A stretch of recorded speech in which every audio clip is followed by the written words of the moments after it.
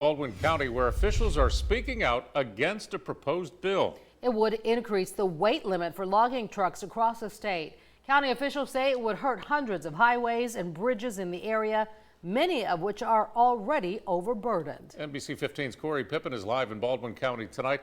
Corey, they're saying this could make our roads more dangerous and cost taxpayer dollars. Greg, Kim, that's right. The bill would aim to increase logging truck weight limits by nearly 20,000 pounds, an idea that's not sitting well with both local and state transportation officials. Baldwin County's traffic keeps piling up as the area continues to rapidly grow. But many highways and bridges have remained the same for decades. When state legislators return next March, they'll likely consider a bill that would put heavier trucks on the roads by increasing the current logging truck weight limit of 80,000 pounds. What they're asking to do is to increase that up to almost 100,000 pounds. It's a bad bill.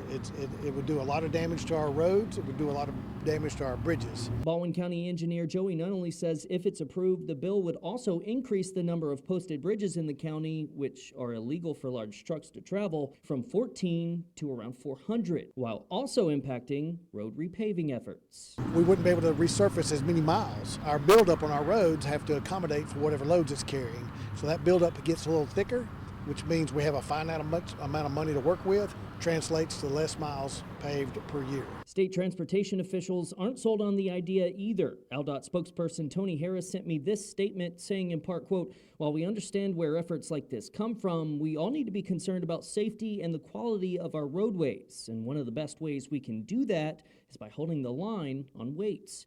Proponents of the bill argue a higher weight limit would give truckers more flexibility and result in fewer trips, cutting costs as the industry deals with higher fuel prices and a shortage of drivers. I don't know that I would agree with that because there's probably going to be a lot more maintenance to those trucks. From a safety standpoint, you pull out in front of a log truck, it can't stop because it's carrying more loads. Somebody gets hurt and killed. I don't know that that's cheaper for them. Now, this bill was also brought up in last year's legislative session, but died in the committee. It is expected to return in next year's. According to the U.S. Department of Transportation, 14 bridges in Baldwin County are considered functionally obsolete, meaning they are not built to current standards. Reporting live in Baldwin County tonight, I'm Corey Pippen, NBC 15 News.